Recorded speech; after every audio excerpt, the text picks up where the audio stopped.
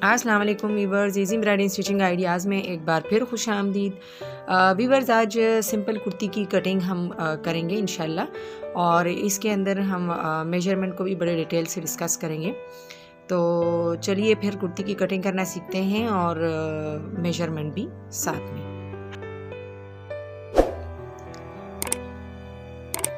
देखिए इस तरह से मुझे कुर्ती की जो लेंथ है वो लेनी है, तो उसके लिए मैंने इंची टेप इस तरह से कुर्ती की लंबाई पे रख दिया हुआ है, और इसकी जो टोटल लेंथ है वो मुझे 39 चाहिए। तो ये 40 इंचेस में टोटल लेंथ इसकी ले रही हूँ। तो ये मेरा कुछ घेरे की फोल्डिंग में चला जाएगा और कुछ ऊपर से जो सिलाई में चला जाएगा शोल्डर की।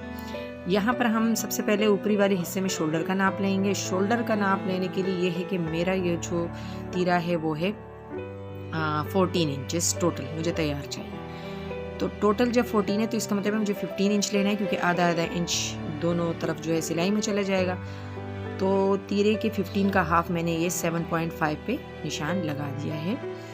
ये टोटल मैंने लिया है एक साइड 7.5 इंचेस, यानी मेरा जो तीरे की टोटल लंबाई होगी वो 15 इंचेस हो जाएगी बग़ैर सिलाई के हक के साथ में। अब ये हम अपर साइड की बाकी सारी मेजरमेंट कर लेते हैं। तो ये देखिए यहाँ पर हम अपर चेस्ट का, वेस्ट का और हिप का जो मेजरमेंट है वो करने लगे हैं। 7 इंचेस पर मैं लगा रही हूँ अपर चेस्ट का नाप जो स्टैंडर्ड है। 14 या फिर 14.5 पे आप वेस्ट का निशान लगाइए। इसी तरह ये भी हमें 21 से 22 के दरमियान हम हिप का निशान लगा सकते हैं। बाज़ लोगों की कमर थोड़ी सी कम होती है लंबाई में, तो आप 21 पे भी लगा सकते हैं, अदरवाइज़ आप 22 पे भी लगा सकते हैं। इन निशानात को लगाने के बाद हम इन निशानात को इस तरह से मिला लेंगे। ठीक है, इसको हम सीधी लाइन लगा लेंगे ताकि हमारे पास मेजरमेंट जो हमें करनी है चौड़ाई में वो भी हम कर लें। ये तो हमने लंबाई में अपर चेस्ट, वेस्ट और हिप का नाप लगा लिया है। देखिए इस तरह से। अब हम अपर चेस्ट की चौड़ाई लेंगे। सबसे पहले अपर चेस्ट की चौड़ाई जो है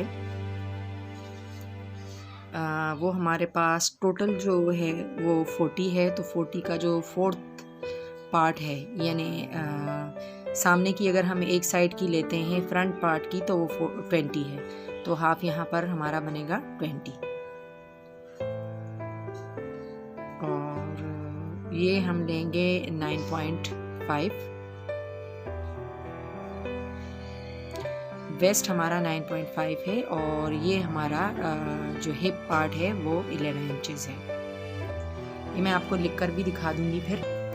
ये हिप पार्ट हमारा 11 इंचेस है, और घेरा जो है यहाँ पर वो मैं 12 इंचेस ले रही हूँ, जो कि टोटल जो हमारा घेरा है वो 24 होगा, और सिलने के बाद हमारे पास वो तकरीबन 21 इंचेस रह जाएगा। तो ये देखिए हाफ ये मैंने 12 इंचेस लिया है, बाकी भी मैंने आपको मेजरमेंट लिखकर दिखा दी है। हिप मैंने 11 इंच लिया है, वेस्ट मैंने 9.5 लिया है, और अपर चेस्ट 10 इंचेस है। अब हम जो है निशान हमने सिलाई वाले लगाए हैं, तो अब हम 2-2 इंचेस जो है वो निशान आगे को लगा लेंगे, जो कि हमारे कटिंग के निशान होंगे। इससे पहले जो चौड़ाई के निशान हमने लगाए हैं वो सिलाई के थे। अब हम कटिंग के निशान ये देखिए 2-2 इंचेस बढ़ाकर लगा रहे हैं। आपको नज़र आ रहा होगा मैंने घेरा थोड़ा सा नीचे से खुला रखा है बनिस्बत हिप पार्ट के। आप चाहें तो सीधा भी रख सकते हैं।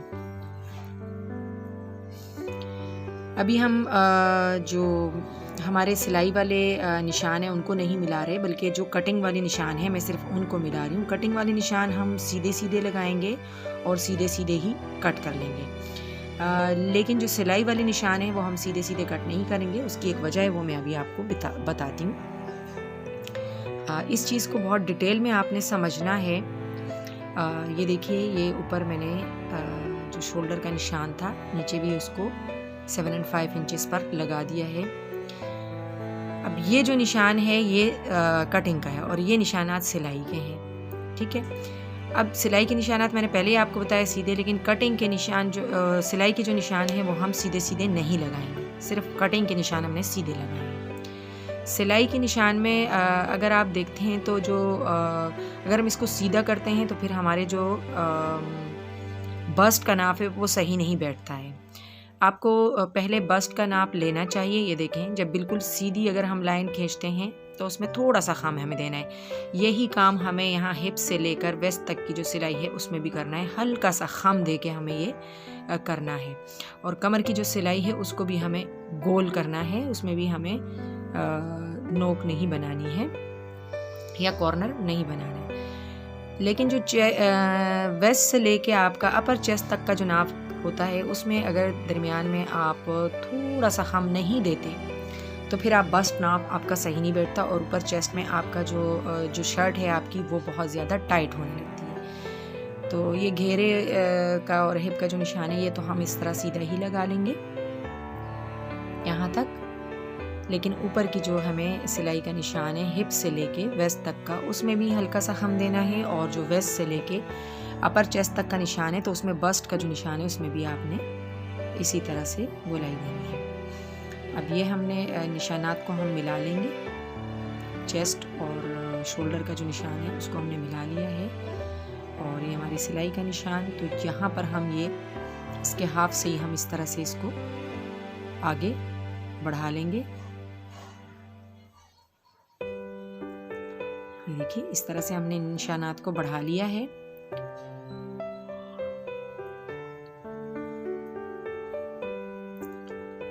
अब आपके जो ये तो फ्रंट पार्ट का निशान है, और आप जब बैक पार्ट का निशान लगाएंगे तो आधा इंच से अंदर की तरफ हम लगाएंगे वो निशान। तो सबसे पहले हम फ्रंट पार्ट की कटिंग कर लेते हैं।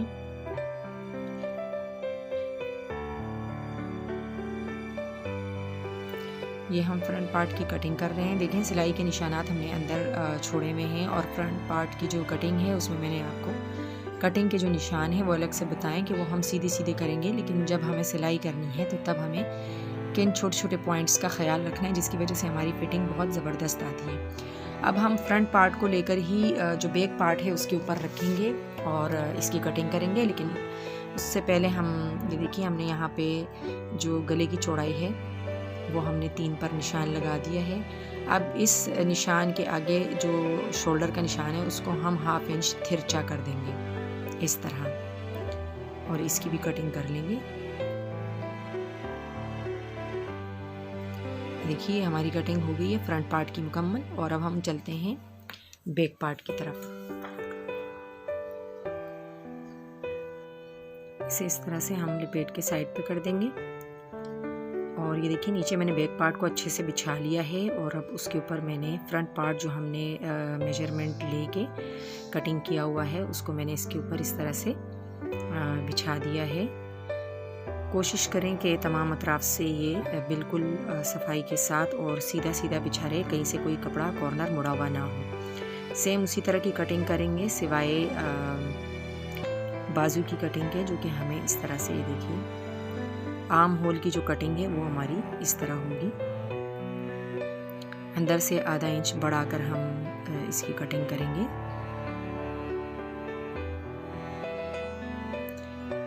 कटिंग वहाँ तक लाजमी आनी चाहिए जहाँ तक हमारी सिलाई जाएगी, वहाँ से हमारी कटिंग सेम हो जाएगी। बाकी की कटिंग हम बिल्कुल सेम करेंगे जैसे हमने फ्रंट पार्ट की है, उसके साथ साथ ही हम इस तरह से पूरी कटिंग कर लेंगे। और ये हमारी बैक पार्ट की कटिंग भी कंप्लीट हो गई है। ये देखिए इसमें मामूली सा फ़र्क है, तकरीबन आधा इंच के करीब या आधा इंच से थोड़ा सा ज़्यादा हमने इसको इस तरह से आगे करके कटिंग की है। बाकी कटिंग हमारी सेम है। इसको इस तरह से लपेट के रखिए, तो फिर जब भी आपको सिलाई करनी हो तो ये आप आराम से इसको खोल के सिलाई कर सकते हैं, और ये सिंपल इसी तरह से लिपटा हुआ रहेगा। ये देखिए अब हम आस्तीन की कटिंग करने लगे हैं। तो स्लीव्स की कटिंग के लिए मैंने ये 2 डबल कपड़े को फिर दोबारा से फोल्ड किए, ये 4 फोल्ड हो गए हैं मेरे पास। अब जो आस्तीन की स्लीव की जो लंबाई है मेरी वो कम है, तो उसके लिए शर्ट में से मेरे पास जो है ये बॉर्डर निकला था, तो मैं इसी को यूज़ करूँगी स्लीव्स के मोहरी की साइड पर। इस तरह से ये बॉर्डर भी अटैच हो जाएगा और शर्ट के साथ में बहुत खूबसूरत लगेगा, और जो मुझे इसकी लेंथ चाहिए वो भी मेरे पास बिल्कुल सही आ रही है। देखिए, इसको फोल्ड करने के बाद यहाँ से मेरे पास लेंथ बिल्कुल ठीक बैठ रही है। और ये जो लेंथ है, जो चौड़ाई है स्लीव की, ये भी मेरे पास तकरीबन सेम ही आ रही है जो मैंने आर्म होल की ली थी। और यहाँ पर हम अंदर की तरफ 3 इंचेस पे डीप एक निशान लगाएंगे और इस निशान को हम आगे बढ़ा देंगे इस तरह से ये निशान बढ़ाने के बाद अब हम आर्म होल की जो कटिंग है उसका निशान भी लगा लेंगे। ये जो 3 इंचेस पे हमने डीप में निशान लिया है, इतनी ही डीप में हमें आस्तीन की कटिंग करनी है। देखिए, आर्म होल की कटिंग हमें इतना डीपली ही करनी है और इससे बहुत ज़बरदस्त कटिंग आती है जब आप ये निशान लगा लेते हैं और परफेक्ट भी बैठती है। ये कटिंग के बाकी निशानात भी लगा लेंगे, और मैं चूँकि स्लीव्स आगे से काफ़ी चौड़ी बनाऊंगी तो इसलिए मैंने इसको निशान भी जो है इस तरह लगाया कि ये स्लीव मेरी बहुत खुली बनेगी। और ये देखिए, इस तरह से ये निशान लगाने के बाद अब हम अपनी कटिंग कर लेंगे इन्हीं निशानात के ऊपर। सबसे पहले हम आर्म होल की कटिंग कर रहे हैं। देखिए, 3 इंचेस डीपली जो हमने कट लगाया था वहीं से हमने स्टार्ट लिया था, और अब हम साइड की कटिंग कर लेते हैं। जैसे जैसे हमने निशान लगाया था उसके ऊपर हमने इस तरह से कटिंग कर ली है, और ये सिलाई में लगा दूंगी, आगे से मोड़ दूंगी, और ये मेरी स्लीव की कटिंग जो